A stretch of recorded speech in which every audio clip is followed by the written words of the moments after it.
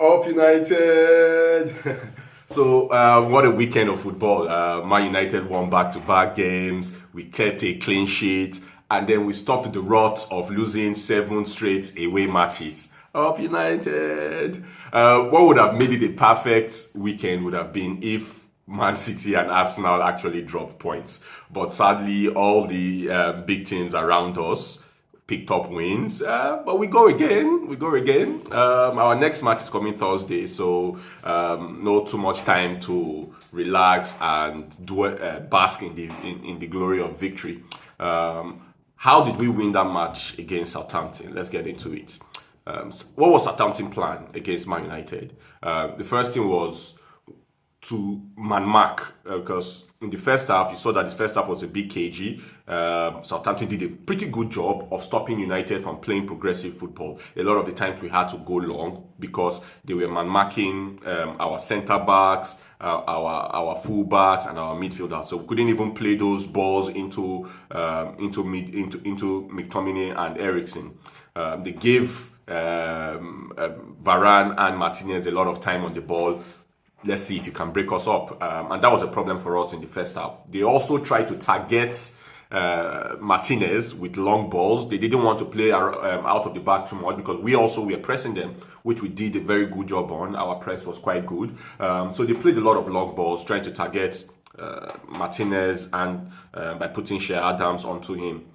As a matter of fact, Martinez won 5 out of 5 of his aerial duels, which was very good for someone who everybody is saying is short.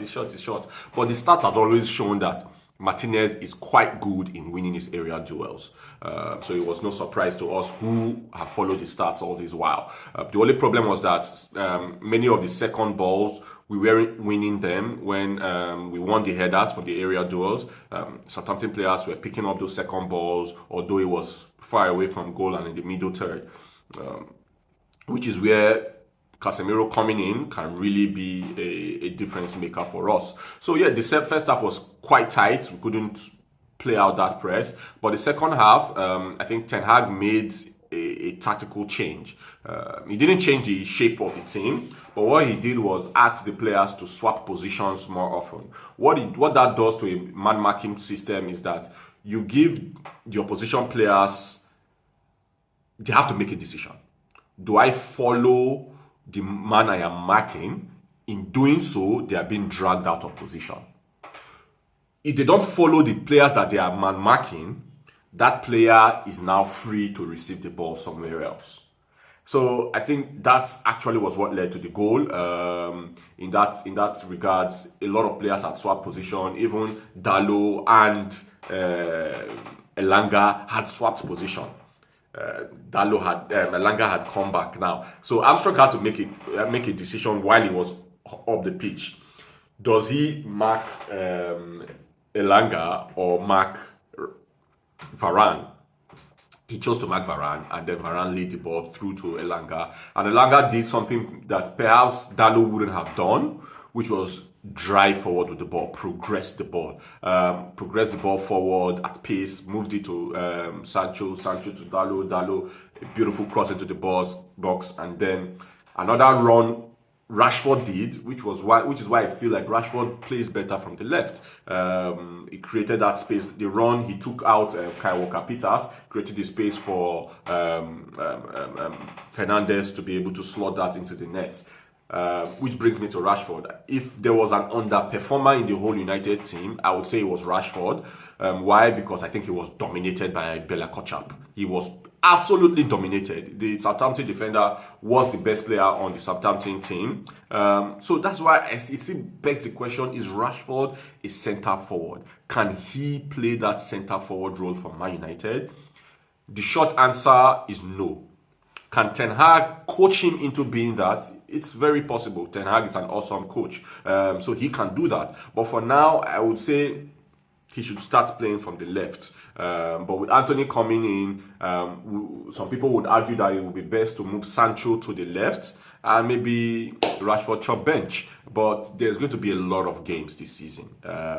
We'll be playing like 2 games every week back to back for the foreseeable future till the World Cup. So a lot of players will get chances, without doubt. So Rashford will get his chance to play from the left, to play as a centre forward. When you even consider the injury problems of Anthony Martial, you kind of see where Rashford will get a lot of opportunities, and it's up to him to improve his game, get his acts together, and actually deliver in a Man United shirt. He hasn't done that in a long while. So yeah, it was a good game altogether, but we were lucky. I think we were lucky to come away with a draw, because after scoring that goal, Southampton came onto us. They put in a lot of crosses. I think Southampton had almost 2 times the amount of crosses we actually put into the box, but Varane and Martinez did a good job in dealing with it, which I think was excellent. Our defensive pairing is looking really, really solid. I don't think Maguire gets into a fully fit United team. I think he sits on the bench. But in the game against Leicester, we would have to rotate the squad, because we also have to play Arsenal this coming weekend.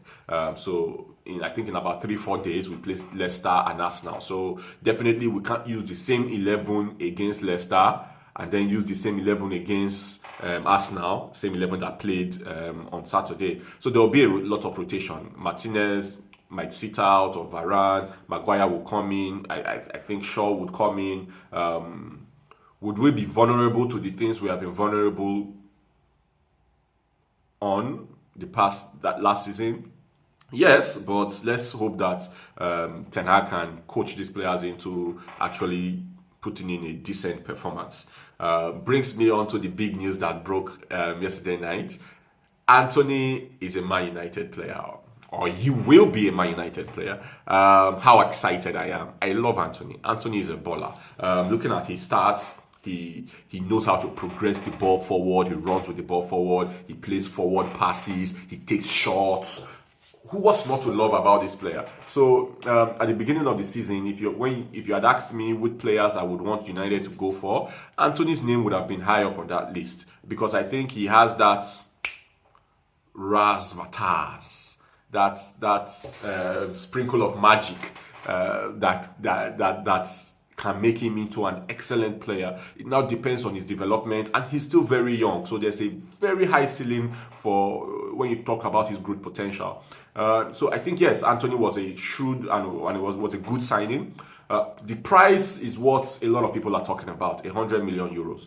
It's neither Antony's fault, it's neither Ajax's fault for that price tag, and it's not my money, so I couldn't give a damn.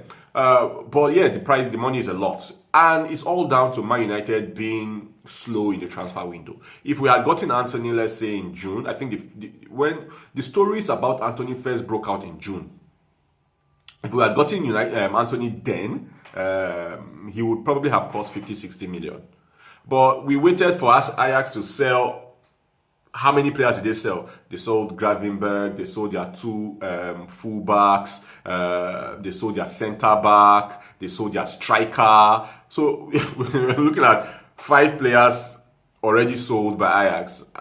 And they were at that point where we are not selling anymore. And the only way we would have been able to get them to budge, we would have been offering ridiculous money, which was what we had to do at the end of the day. 95 million euros guaranteed, 5 million euros in add-ons, 100 million euro, making it the record Eredivisie transfer sum. Shit happens. I think we put ourselves in that position, and it's better than not getting him, not getting the players that the coach wanted. At least now we know that we have gotten one of the primary signings that Ten Hag wanted, and I'm excited to see what Ten Hag will do with him. He knows him very well. He knows his strengths. So yeah, looking forward to the new look United team with Casemiro, Antony doing their magic for us. But I still do think we need a player like Frankie de Jong. Our midfield still lacks a ball carrier, still lacks a press resistant player, someone who can play quick passes around, especially when teams try to press us high. We saw it against Brentford. Eriksen might not be the most comfortable player in that position. We need a Pirlo-esque player, someone who one touch, he has moved the ball into spaces and things like that. We still lack that. I don't think Eriksen is that type of player. I do not think McTominay is that type of player. Neither is Fred. Granted, Casemiro will start. Casemiro will be there to just break up play, win the ball back, and then progress the ball forward. But is he a press-resistant player? Perhaps not. Do I think we'll get Frankie de Jong? Highly unlikely. I think at this stage, Barca look like they have everything set. They've been able to register Kunde. So do they need the funds? I honestly don't know. If they wanted to raise funds, they probably would sell Aubameyang to Chelsea, raise funds to buy Marcos Alonso, which is the only other player I think they really need. They do not need Bernardo Silva. If they were going to raise money for Bernardo Silva, then I would have thought, okay, maybe selling Frankie de Jong would be a great way to raise that funds, but it doesn't look like they would be needing that money. So possibilities of Frankie coming, yeah, it's quite low. I'm not happy about it, but yeah, we have to deal with it. The other arrival would be Dubravka. Decent. He will still be a backup goalkeeper. Time will tell if he can wrestle the shirt from David De Gea, but I think it's unlikely. Perhaps next summer, I think might be a time for us to go for a new goalkeeper, because we cannot ignore the fact that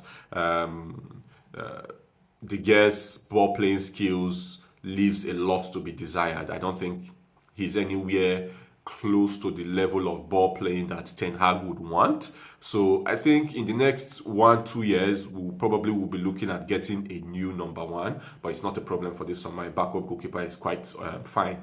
If Ronaldo leaves, though, we'll definitely be needing another attacker. If Ronaldo leaves, there has been rumors that United has been linked to Aubameyang and Memphis.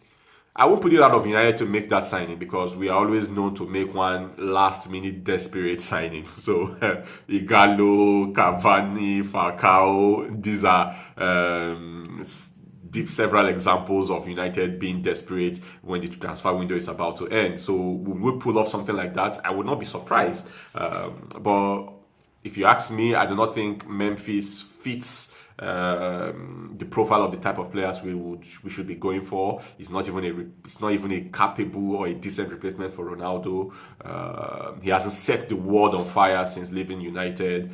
Aubameyang is much better. Would be my preferred choice if I would choose one out of the two. But I think Aubameyang has his heart set on Chelsea. They will offer him Champions League football. So I think if Man United and Chelsea came in with a bid, he will probably pick Chelsea over us. But my advice would be, let's keep Ronaldo.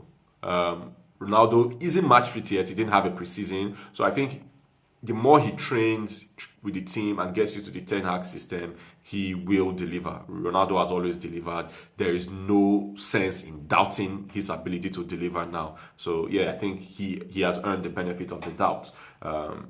So Man United is in good positions. The fans are smiling. We are winning games. We have bought some players. What do you think about the team? What do you think about the game against Liverpool? What do you think about the Antony signing? Too expensive? Will he deliver? How do you think we should line up against Leicester? I would love to hear your thoughts. Remember, this is Up United. It's a channel for United fans, for you, for me. So your thoughts are very much needed. Until we see again, it's Up United.